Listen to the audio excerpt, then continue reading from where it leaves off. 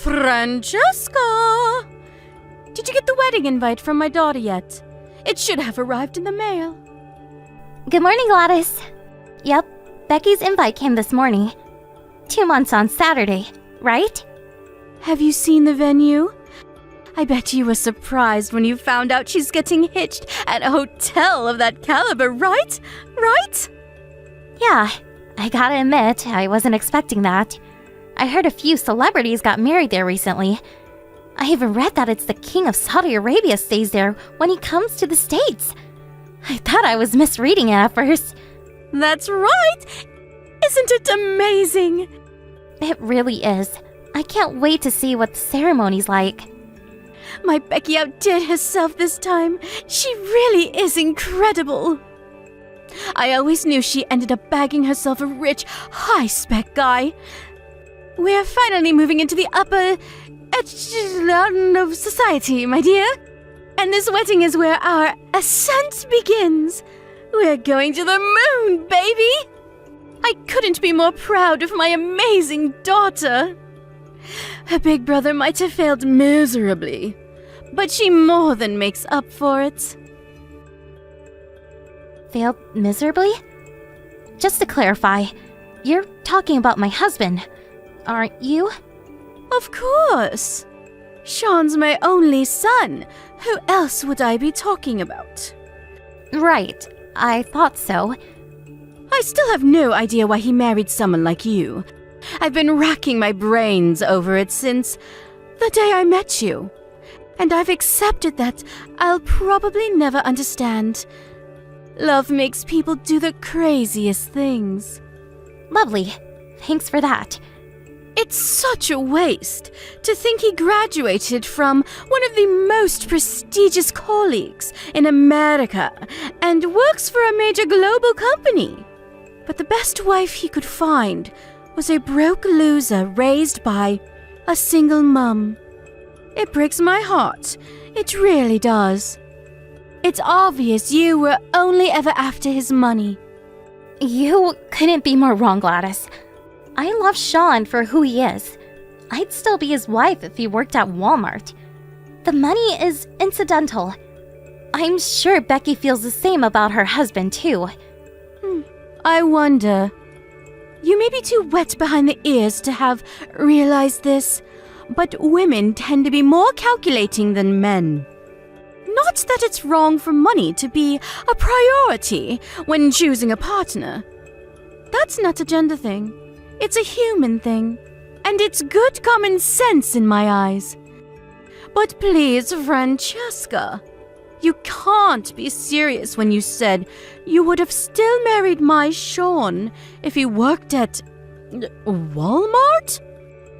Oh, the embarrassment! Yes, I would. Perhaps that wasn't the best question to ask you.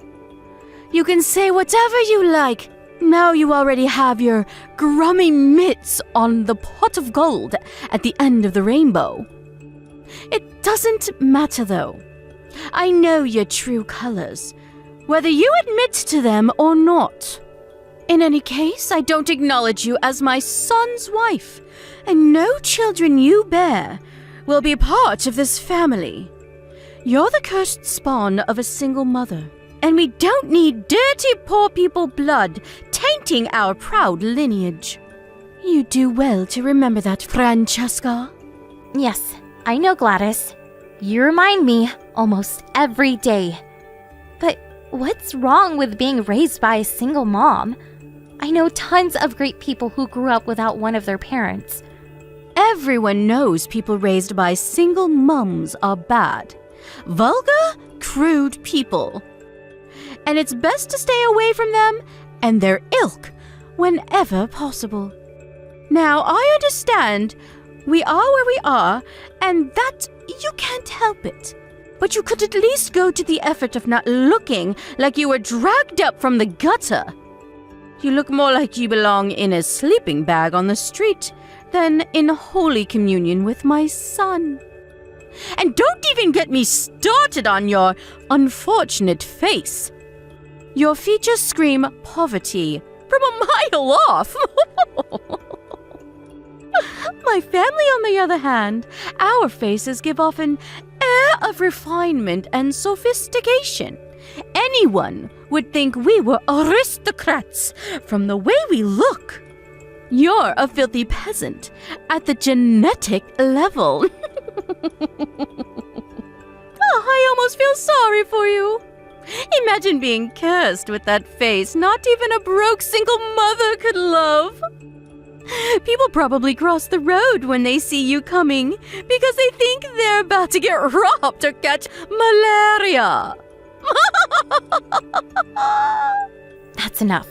Stop talking about my mom. Oh dear, is someone angry? Do forgive me, I didn't mean anything by it, darling. You know how me and you love to tease each other. Still though, no kids after 3 years of marriage? Forgive me if this is inappropriate, but is there any chance my son's fed up of looking at your brute face every day? Gladys, this level of rudeness is totally uncalled for. Please, stop. Oh, don't be so dramatic, dear. I told you I don't mean anything by it. It's just a bit of playful teasing. It's true, though, isn't it? Can't he even bring himself to look at you anymore? Take a chill pill. Careful, dear. All that stress will make you even uglier. Sorry, I have to go. I'm on my way to your mom-in-law's house now. Ah, yes, of course. You're due to see the old hag today.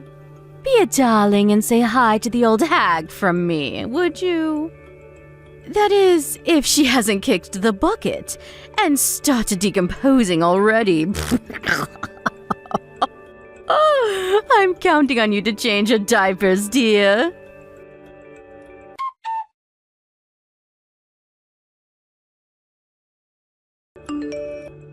Gladys, it's about your mom-in-law. It doesn't look like she's gonna be able to make it to Becky's wedding. Oh, really? Why not? Is she too embarrassed to be seen in public with her urine bag? Jesus, Gladys, was there any need for that? I'm pleased, though. It'll be a nicer day for everyone without that loudmouth interfering old hag there to bother us. Her body might be falling to pieces, but unfortunately, her mind is still sharp enough for her to be as irritating as ever. She's constantly on my case about something. I prefer to keep our meetings to a bare minimum. She's done so much for you, Gladys. How can you speak about her like this? Why is it so hard to show some respect? She's done so much for me, has she? Please, don't make me laugh. All she does is send me money. It's hardly like she goes out of her way. She'll be lucky if she even lives another 2 weeks. What use is that money to her? It's only right that I get it. I'm fit and healthy and can put it to far better use than she can. This is your husband's mother we're talking about here. What's your point? Should I prostrate myself before her and thank for existing? My husband's dead. Why should I still have anything to do with her? She should be in a home already. Why, oh why was she so insistent she had to live on her own in that apartment block for old people?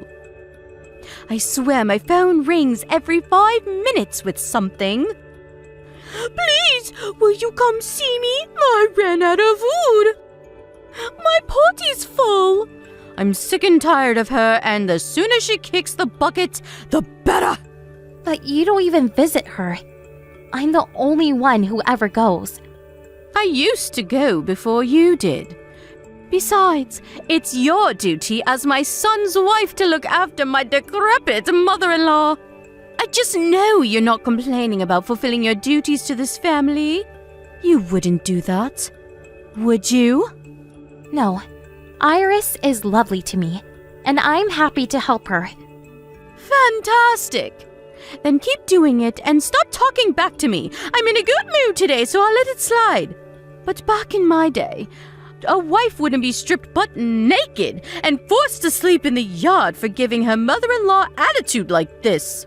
Oh yes, I almost forgot. I do hope you're constantly reminding her how worried and concerned I am for her well-being. We don't want me getting written out of the will now, do we? Yes, I tell her. Anyway, enough of this drivel. Let's talk about something important. So about Becky's wedding. What will you be wearing? I was thinking of wearing my dress suit.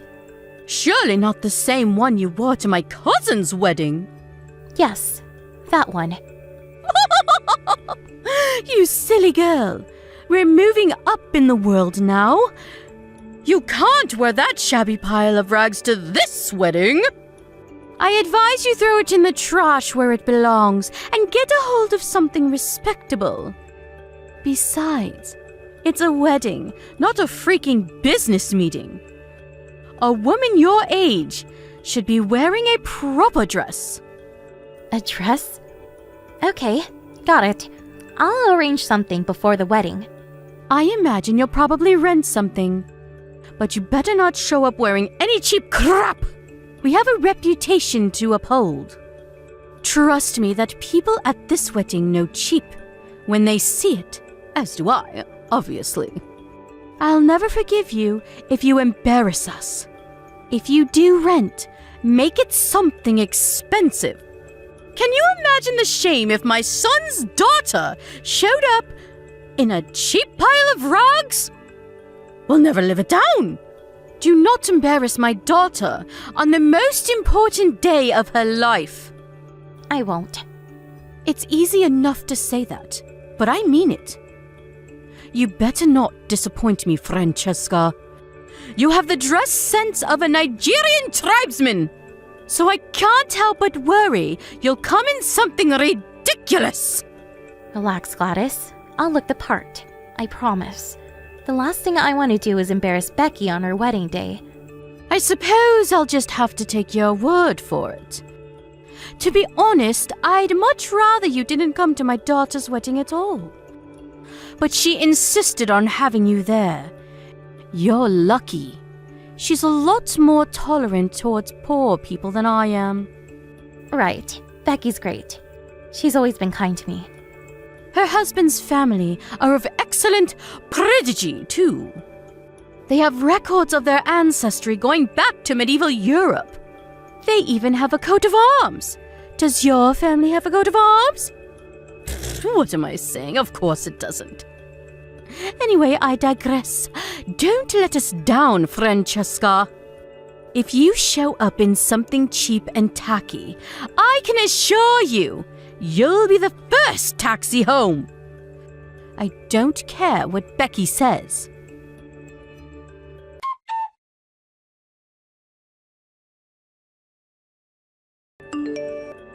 Hello, Francesca. Thanks for showing your face at the wedding today. Did you leave yet? Yes. I'm on my way to a place that specializes in dress cleaning. Hopefully I can get there soon enough for it not to stain. Oh, don't be silly, dear. It was just a splash of beer. You're such a drama queen. A splash of beer? You poured an entire keg over me on purpose. Right in the middle of your own daughter's wedding! There's no justification for what you just did. You're horrible. There we go with the over-exaggerations again. It wasn't on purpose, dear. I just slipped is all. Actually, I think I might have gasped in shock when I saw that cheap piece of crap dress you were wearing and spilled some beer on you by mistake. But you know what? It serves you right. I made it crystal clear. You were to rent the most expensive dress you could. This is what you get for ignoring me and showing up in peasant wear. You broke your promise. I didn't rent it. Oh? You mean you actually paid for that thing? So that's why you're running around like a headless chicken, trying to get it cleaned. How's your dress looking, dear? It's obviously cheap garbage. Why not throw it in the trash where it belongs? Wrong. You told me to come looking the part, so I went the extra mile and did just that. You looked the part in that thing, did you? Oh, the delusion! Now I've heard it all!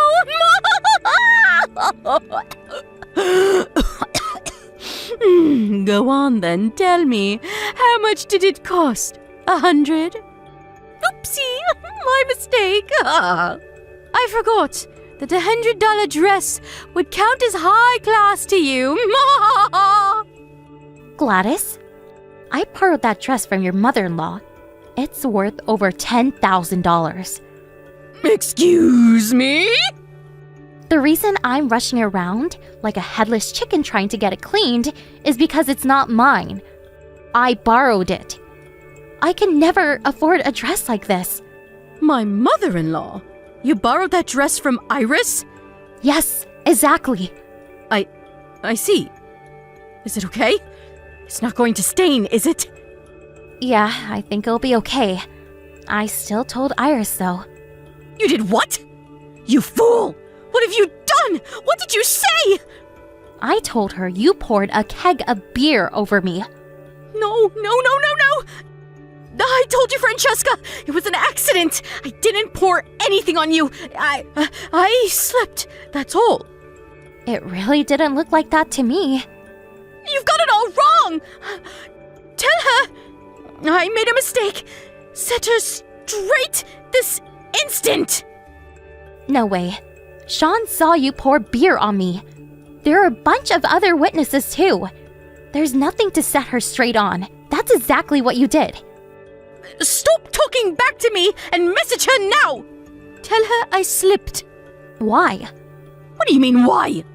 Because I'm your mother-in-law, and that means my word is law. I'm not sure why you think that, but you couldn't be more wrong. Just because you're my mother-in-law doesn't mean I have to unquestioningly do everything you tell me to. Yes, it damn well does, you insolent little toe rag. You should be more grateful to me. I let you marry my son despite the fact you were raised in poverty by a single mother. That's funny. I seem to recall you telling me you don't acknowledge me as Sean's wife almost every day. You still got married, didn't you? That means I allowed it. You know, this whole situation used to bother me, but I'm at peace with it now. Whether you acknowledge me or not makes no difference. I'm done stressing myself out trying to achieve the impossible. You don't get to decide to stop trying to win my approval, Missy.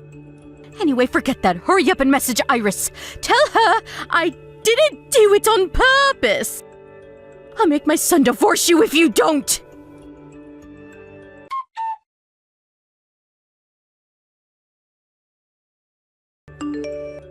Francesca, are you there? There's something I'd like to discuss with you, if that's all right with you. Is now a good time? Sure, what is it? What do you want? I want to apologize for what happened with your dress at the wedding. I thought I may have slipped by mistake. The fact remains that you got beer on your dress due to my carelessness. I was in the wrong, and I'm sorry. I see. So, do you think you could maybe find it in your heart to forgive me? I feel awful. I accept your apology. But this isn't a matter of me forgiving you or not forgiving you. Huh? Why not? I don't understand. You pouring a keg of beer on me at the wedding was just one instance of bullying in an endless harassment campaign against me. An endless harassment campaign? I'm not sure Other than the dress incident, nothing comes to mind. I don't remember doing anything else to you. Of course you don't. No one likes to think of themselves as a bully. I'm sure you don't remember any of it. But I remember everything. Are you talking about me not acknowledging you as my son's wife. Oh, look! So you do remember. You justified it all to yourself because I was raised in a low-income single mother household. Or because you don't like my face. You called me every name under the sun. You victimized and insulted me at every possible opportunity. Are you saying you don't remember any of that? Even if you do feel that way about me, some things are better off left unsaid. But you took the pleasure in hurting me, so you went out of your way to make sure I knew exactly how you felt. Francesca, dear, I never meant to hurt you. It's just that I've always had strong conceptions of how the ideal wife should be. I suppose there's a chance I let a few things slip that I shouldn't have when I thought you were meeting the standard, but that's all, I swear. Did me being raised by a single mother, or not, being as beautiful as this perfect daughter-in-law had in your head, cause you problems somehow? Well, it's not that you caused me problems per se. So it is fair to say you treat me like crap for the sole reason that you don't like me? Because that's what it sounds like. I'm so sorry if I felt like I was treating you that way, sweetie. I promise that was never my intention. I'm just a straight talker, that's all. I'm like that with everyone. It's nothing personal. I never tried to hurt you on purpose, not once. Really? It's funny. You say you're like this with everyone, but you're always super polite and reserved when your mother-in-law's around. Like butter wouldn't melt. It's almost like you're a different person, despite the fact you speak about her with nothing but malice and contempt behind her back. Old hag this, decrepit old that. It seems pretty obvious to me that you're not so straight talking with everyone, and you know full well who you can get away with treating like crap and who you can't. Wait, did you tell Iris I said those things? Is that why she cut my money off all of a sudden? Nope. You really think I could tell her something so horrible?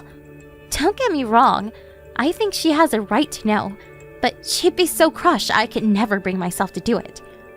Wait a sec. Are you apologizing to me because Iris cut your money off? Oh dear, it's not like that, I swear. I'm apologizing because I feel truly awful about everything I've done, Francesca. I'll never utter a negative word about anyone from now on. Can we just all get along? You make me sick.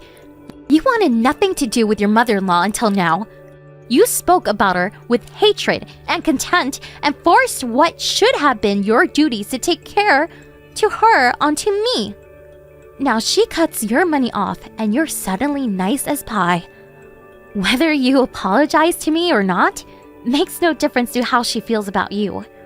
Why not? Because she knows what you really think about her. Huh? She might not know what you say about her behind her back, but she told me she's had a feeling you hate her for a long time now.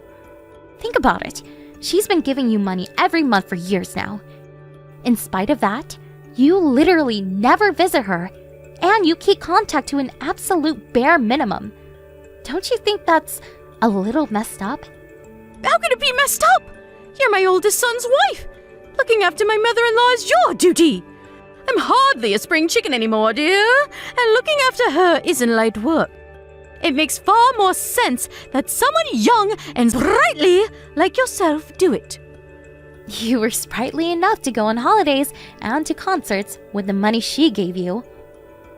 Fine, you win, okay? I'm the bad guy. Please, will you stop attacking me now?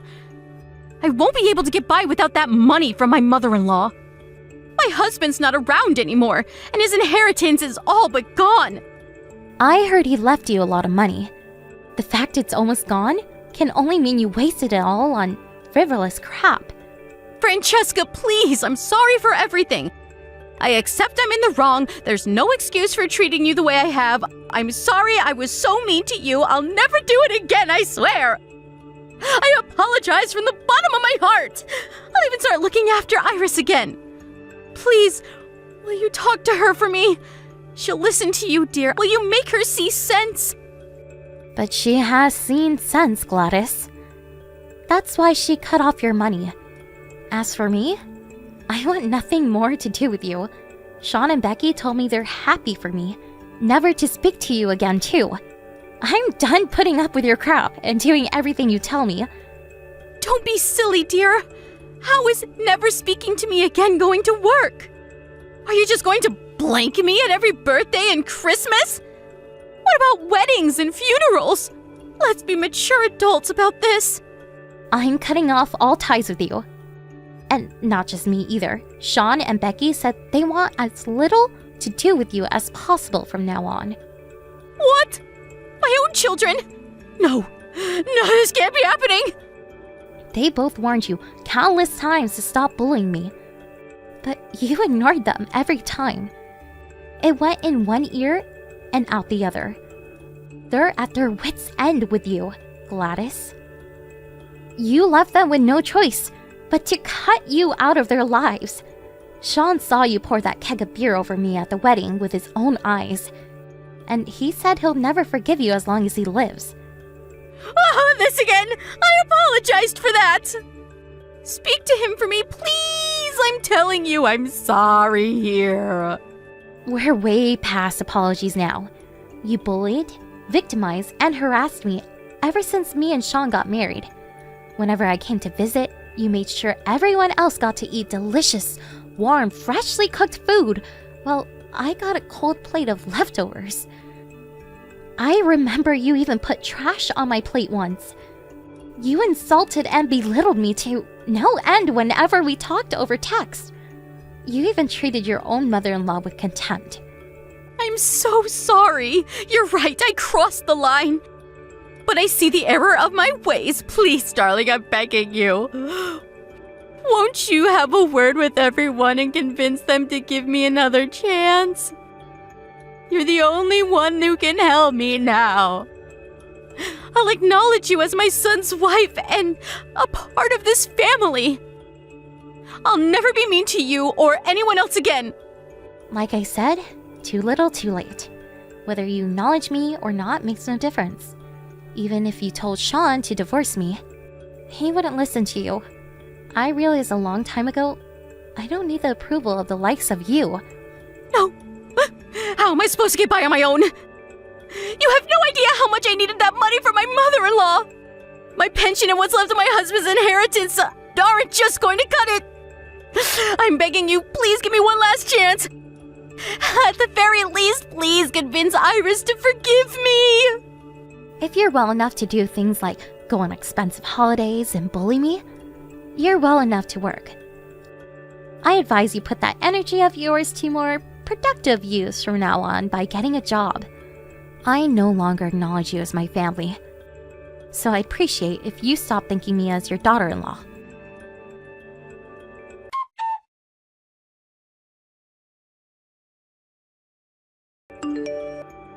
Gladys messaged me countless times with groveling apologies after that. But she was annoying me, so I blocked her. I hope I never see her again for as long as I live. Sean and Becky told me they got a bunch of groveling messages begging them for money when she realized her mother-in-law was cutting off the financial support she'd been sending every month. But needless to say, being completely sick of their mother's disgraceful behavior, they both refused to give her a cent. I heard Gladys, begrudgingly, found part-time work after realizing it was a choice between either that or homelessness. But Becky told me she messages her every day complaining how hard it is, and lamenting the soul-crushing despair and loneliness of her new life, and her hatred towards herself for creating it. Of course, there was a time when I wanted nothing more than to win Gladys' approval. She is my husband's mom, after all.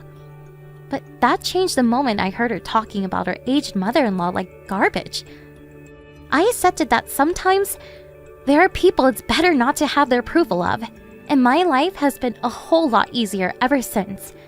My efforts to win her over were in vain and caused me nothing but stress. Cutting her out of my life was the best decision I ever made, and I don't regret it one bit.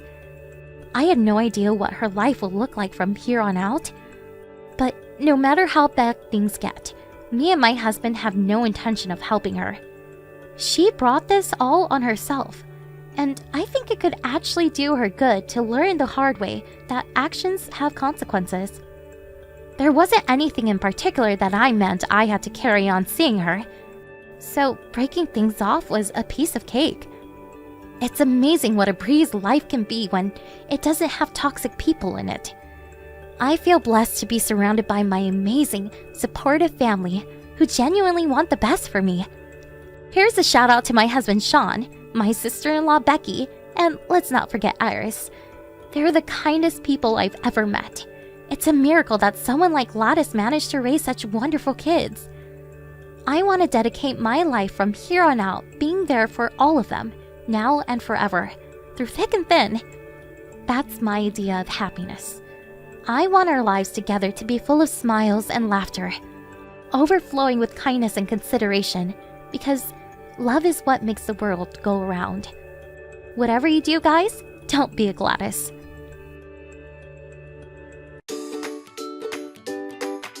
Thank you for watching. Don't forget to hit the like button and subscribe to the channel.